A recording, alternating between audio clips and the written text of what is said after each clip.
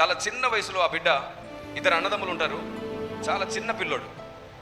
వాళ్ళ నాన్నగారు ఒక స్కూల్ హెడ్ మాస్టర్, వాళ్ళ తాతగారు కూడా స్కూల్ హెడ్ మాస్టర్. చాలా చిన్న వయసులో ఆ పిల్లలు ఉన్నారు. వాళ్ళ నాన్నగారు దేవుని నమ్మడు, వాళ్ళ తాతగారు దేవుని నమ్ముతాడు, వాళ్ళ నాన్నగారు నాస్తికుడు, అయితే కమ్యూనిస్టు సిద్ధాంతాలను నమ్మేవాడు అన్నమాట. అలాంటి వాడు రాజకీయ పార్టీలు అన్నీ కూడా అతన్ని తన దగ్గరికి రమ్మని పిలిచేవి. ఎందుకంటే అతడు 18 గ్రామాలని దత్తత తీసుకున్నాడు, ప్రజాసేవకుడు. 70 మంది పిల్లలను తన సొంత డబ్బుతో చదివించాడు. ఈరోజు తాను చదివించిన ఆ పిల్లలు రాష్ట్రమంతా దేశమంతా గొప్ప గొప్ప ఉద్యోగాల్లో ఉన్నారు. అయితే ఈయన అలా పిల్లల్ని చదివిస్తూ ఒక ప్రైవేట్ స్కూల్ పెట్టి దానికి హెడ్ మాస్టర్గా ఉన్న వ్యక్తి. అతడు అప్పట్లోనే MA చదివాడు, ఆ పిల్లల నాన్నగారు. ఆయన ఎవరికి సపోర్ట్ చేస్తే ఆ పార్టీ గెలుస్తుంది, ఆ మండలంలో ఆయన ఎవరి వైపు ఉంటే ఆ పార్టీ గెలుస్తుంది. అందుకని రాజకీయ పార్టీలు ఆయన తమలోనికి రప్పించుకునే ప్రయత్నం చేస్తున్నారు. కానీ ఆయన వినట్లేదు. వీడు ఏ పార్టీలోకి వెళ్ళినా మనకే నష్టమని ఆయన మీద నిందలు వేయడం స్టార్ట్ చేశారు రాజకీయ వాళ్ళు. కొన్నాళ్ళకి అతను మనస్తాపానికి గురై, నేను ఇంత సేవ చేస్తుంటే ప్రజలు కూడా వాళ్ళ మాటలు నమ్ముతున్నారని బాధపడిపోతుంటే ఒక మాజీ నక్సలైట్ అతనికి పరిచయమై అతన్ని కూడా నక్సలైట్గా మార్చేశాడు. ఇప్పుడు ఆ పిల్లల నాన్నగారు నక్సలైట్ అయిపోయిన సంవత్సరన్నరలో వాళ్ళ అమ్మగారు నక్సలైట్ అయిపోయారు. ఇప్పుడు 2 పిల్లలు మిగిలిపోయారు. ఈ అమ్మగారు వెళ్ళిపోతూ ఆ 2 పిల్లల్ని వాళ్ళ అమ్మగారికి అప్పచెప్పింది, అమ్మమ్మ గారికి. అక్కడ వాళ్ళ అక్క చెల్లెలకి ఈవిడికి పడదు. వాళ్ళ చిన్నమ్మ ఒక ఆవిడ ఉంటుంది, ఆవిడ ఇంతే ఉంటుంది. ఆవిడ ఆ 2 పిల్లల్ని టార్చర్ చేయడం ప్రారంభించింది. ఎందుకంటే కొంత ఆస్తిని కూడా అక్కడ పెట్టి వెళ్ళారు. వీళ్ళని ఇక్కడ నుంచి తరిమేస్తే ఆస్తి సొంతం చేసుకోవచ్చు అనుకున్నారు. ఎప్పుడు అది జరిగింది అంటే, ఈ చిన్నపిల్లల నాన్నగారు అడవిలో చనిపోయారు. ఆయన గంతో ఆయనకే ఫైర్ అయిపోయిందంట, మిస్ ఫైర్ అయింది. ఒక పెద్ద బండ ఎక్కుతుంటే జారిపోయి మిస్ ఫైర్ అయిపోయి ఆయన చనిపోయాడు. ఈయన చనిపోయాడనే వార్త తెలుసుకొని పిల్లల్ని ఇబ్బంది పెట్టడం స్టార్ట్ చేశారు కొన్నాళ్ళకి. ఎందుకంటే వీళ్ళు వెళ్ళిపోతే ఆస్తి మొత్తం వాళ్ళకి మిగిలిపోతుందని. ఆ చిన్నమ్మ ఈ పిల్లల్ని ఎంత ఇబ్బంది పెట్టేదో తెలుసా? ఏదైనా పని చెప్పినప్పుడు చేయకపోతే మిరపకాయ తుంచి కళ్ళలో పెట్టేసేది. ఏదైనా పని చెప్పినప్పుడు చేయకపోతే కళ్ళల్లో జెండు బాంబు పెట్టేసేది. కొన్నిసార్లు వేడివేడిగా ఉన్న నూనెని పైన చిమ్మేది. కొన్నిసార్లు కాలుతున్న కర్రతో చురుకు పెట్టేసేది. ఈ చురుకు పెట్టినవి పుండ్లుగా మారి వాడికి జ్వరం వస్తే వాడిని పట్టించుకునేవారు ఉండేవారు కాదు. ఆ పెద్దవాడిని ఒక రాత్రి ఆవిడ బయటికి నెట్టేస్తే వాడు కిటికీ దగ్గర నిలుచుండి ఏడుస్తున్నాడు. చిన్నమ్మా నన్ను లోపలికి రానివ్వు, చిన్నమ్మా నన్ను లోపలికి రానివ్వు అని ఏడుస్తున్నాడు. చలికి వణికిపోతున్నాను. చిన్నమ్మ, రే నువ్వు బిగ్గరగా ఏడ్చావా? నీ స్వరం పక్కింటోళ్ళకి వినబడిందా? నీ తమ్ముడిని చంపేస్తాను జాగ్రత్త అని వాళ్ళ తమ్ముడిని కింద పడేసి వాడి పీక మీద కాలు పెడితే వీడు భయపడిపోయి, అయ్యో నా తమ్ముడికి ఏమైనా అయిపోతుందేమోనని పక్కనే పాడుబడ్డ బాత్రూమ్ ఉంటే ఆ పాడుబడ్డ బాత్రూంలో వాళ్ళు పెంచుకునే కుక్కలుంటే ఆ బాత్రూంలోకి వెళ్ళిపోయి ఆ పాడుబడ్డ బాత్రూంలో సంచులుంటే దాన్ని మీద కప్పుకొని ఆ కుక్కలు ఉన్న దగ్గరే వాడు కూడా ఆ సంచుల కింద పడుకొని ఏడుస్తున్నాడు. అప్పుడు వాళ్ళు పెంచుకునే కుక్కలో నుండి ఒక కుక్క ఆ పిల్లోడి దగ్గరకు వచ్చి తడుముతూ శబ్దం చేస్తూ వాడి దగ్గరకు వస్తే వాడు ఆ కుక్కను గట్టిగా పట్టుకొని, తల్లి ఒడిలో ఉండాల్సిన పసితనం కుక్క ఒడిలో ఉందా రాత్రి. తెల్లవారింది, వీడెక్కడాని వెతికితే దొరకలేదు. పాడైపోయినటువంటి భోజనం మధ్యాహ్నం కుక్కలకు పెడదామని వస్తే వాడికి సరిగ్గా సంచుల కింద వాడి కాలు కనబడింది. వెంటనే ఒక చెట్టు కొమ్మను విరిచి వాడిని కాలు పట్టుకొని బయటికి గొరగొర లాక్కుండా బయటికి తీసుకొచ్చేసి కర్రలతో ఇష్టం వచ్చినట్టు కొట్టింది ఆవిడ. చాప పిల్ల కొట్టుకున్నట్టు వాడు ఎండలో పడి కొట్టుకున్నాడు. జుట్టు బట్టి లోపలికి లాక్కెళ్ళిపోయింది. ఇష్టం వచ్చినట్టు పొట్టులో తన్నింది.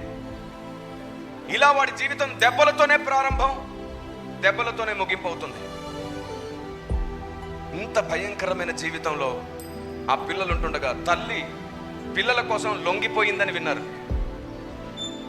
ఫస్ట్ టైం తల్లిని చూశాడు 8 సంవత్సరాల వయసులో ఆ పిల్లవాడు. తల్లి పిల్లల దగ్గరికి రావడానికి సమయం పడుతుంది, ఎందుకంటే జైల్లో ఉంది. ఈ పిల్లల జీవితం ఇది.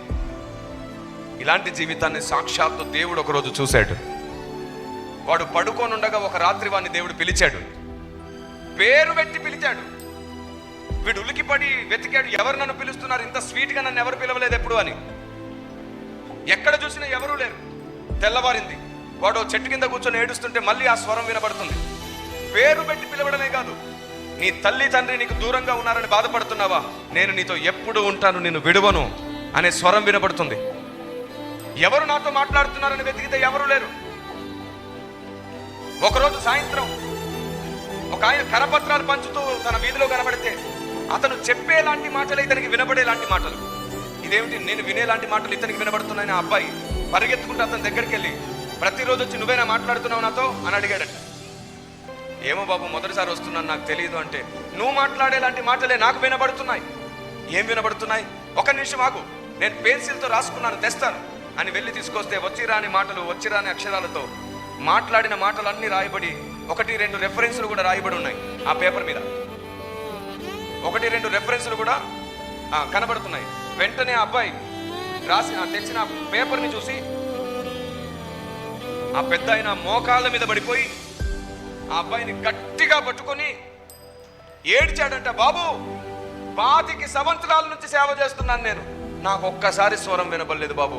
నీతో మాట్లాడింది ఎవరో కాదు, సాక్షాత్తు యేసు క్రీస్తు అనే దేవుడు నీతో మాట్లాడాడు. ఈ సమస్త సృష్టిని చేసిన దేవుడు నీతో మాట్లాడాడు. ఆ రోజు ఆ అబ్బాయి దేవునితో ఎలా మాట్లాడాలని అడిగాడు. ఆయన మాట్లాడడం నేర్పించాడు. ఇలా నాతో మాట్లాడినట్టు దేవునితో మాట్లాడు అని. పరిగెత్తుకుంటూ లోపలికి వెళ్ళి ఒక మూలను మోకరించి దేవునితో మాట్లాడుతూ అంటున్నాడు, మా అమ్మని ఎందుకు దూరం చేశావు, మా నాన్నని ఎందుకు దూరం చేశావు, వీళ్ళు నన్ను కొడుతుంటే ఎందుకు మౌనంగా ఉన్నావు, నా జీవితం ఇలా ఎందుకు అయిపోతుంది, నాకు నెమ్మది లేకుండా ఎందుకు అయిపోయింది, మా నాన్నకు నేను ఎందుకు ఇష్టం లేదు, మా అమ్మకు నేను ఎందుకు ఇష్టం లేదు, ఎందుకు వదిలేసి వెళ్ళిపోయారని అడుగుతున్నాడు. అలా దేవునితో పోట్లాడి ప్రార్థన చేస్తున్నటువంటి ఆ వ్యక్తి, దేవుడు అతనితో మాట్లాడి అతన్ని గొప్పగా సరి చేసుకున్నాడు. కుక్క ఒడిలో పడుకున్న దౌర్భాగ్యుడు ఈరోజు దేవుని కొరకు బలంగా వాడబడుతున్నాడు. దేశ విదేశాల్లో వాడబడేవాడు అయ్యాడు. ఒకప్పుడు ఒంటరి వాడు ఈరోజు 1000 మందిగా మారిపోయాడు. అనేకులకు ఆశీర్వాదంగా మారాడు. నేను పేరు చెప్తాను, ఈసారి యూత్ మీటింగ్ అతన్ని పిలుచుకోండి, ఓకే? ఒకప్పుడు కుక్క ఒడిలో పడుకున్న దౌర్భాగ్యుడు, ఏంటి అలా నవ్వుతున్నా, పిలుచుకోండి పర్వాలేదు, ఎవరిని పిలుచుకుంటేనేవి. ఒకప్పుడు కుక్క ఒడిలో పడుకున్న దౌర్భాగ్యుడు ఈరోజు దేవుని ఒడిలో ఉండి వాడబడుతున్న మహాద్భాగ్యుడు ఎవరో కాదు, మీ ముందు నిలబడి వాక్యం చెప్తున్నాడు. నా సాక్ష్యమే, నా జీవితమే ఇప్పటి వరకు నేను మీతో పంచుకున్నది. ఈ మట్టి ముద్దనే బంగారంగా మార్చాడు ఆయన. Praise the lord. అంత దయనీయమైన స్థితిలో ఉన్న నన్నే ఇంత గొప్పగా మారిస్తే మీకు అమ్మ, నాన్న, డబ్బులు, సహాయము, అన్నదమ్ములు, బంధువులు, ఇన్ని అవసరతలు ఈ తీర్చడానికి ఇంతమంది ఉన్నారంటే మీరు ఇంకెంత చేయగలరు దేవుని కోసం? ఏ సహాయం లేకుండానే నేను ఇంత సాధించగలిగితే మీరు ఇంకెంత చేయగలరు? ఏ రోజు నా చిన్నతనం నుంచి నేనున్నాను, ధైర్యంగా ఉండని చెప్పడానికి తండ్రి లేడు నా పక్కన, అయినా నేను ఎప్పుడు ఎవరి దగ్గర చేయి చాపలేదు. సరే, తల్లి ప్రేమ పొందుకుందాము అంటే 13 సంవత్సరాల వయసులోనే నేను సేవకు వచ్చేసాను. బైబిల్ ట్రైనింగ్ తీసుకున్నాను. 16 సంవత్సరాల వయసులోనే నా సేవ ప్రారంభం అయిపోయింది. నాకు 17 సంవత్సరాలు వచ్చేసరికి 3 సంఘాలు కట్టాను నేను. ఎందుకంటే ప్రార్థనా జీవితం. ప్రారంభంలో నా సేవ మొత్తం అద్భుతాలు, ఆశ్చర్యాలే, స్వస్థతలే, మిరికల్స్ అన్నమాట. ప్రారంభంలో నా సేవ మొత్తం అంతే. 2010 జూన్ 5వ తారీఖు నా సేవా విధానం మార్చాడు దేవుడు. నో, నేను నిన్ను నా జ్ఞానం కోసం ఎంపిక చేసుకున్నాను, నా ఆలోచనకు సేవ చేయగలను అని అప్పుడు అపోలజెటిక్స్ స్థాపించాను. అపోలజెటిక్స్ అంటే క్షమాపణ సేవ కాదు. అపోలజెటిక్స్ అంటే సమాధానాలు ఇచ్చే సేవ, ప్రతి ప్రశ్నకు జవాబిచ్చే సేవ, కంపారిజన్ స్టడీస్ చేసే సేవ అపోలజెటిక్స్. ఓకే, ఎందరో పండితులతో, శాస్త్రజ్ఞులతో కలిసి మాట్లాడగలిగిన సేవ, ప్రతి ప్రశ్నకు న్యాయమైన, తర్కబద్ధమైన సమాధానం ఇచ్చే సేవ. ఆ రోజు నుండి దేవుడు నన్ను తన పరిచర్యలో వాడుకోవడం ప్రారంభించాడు.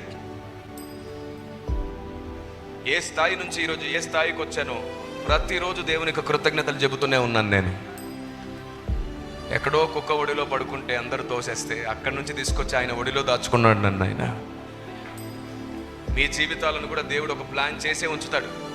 ఆయన మీద ఆనుకోండి, మీ జీవితాలను ఆయన ఖచ్చితంగా గొప్ప చేసి నిలవబెడతాడు, ఖచ్చితంగా ఉన్నతంగా నిలవబెడతాడు. దేవునికే మహిమ కలుగునుగాక. ఆమేన్.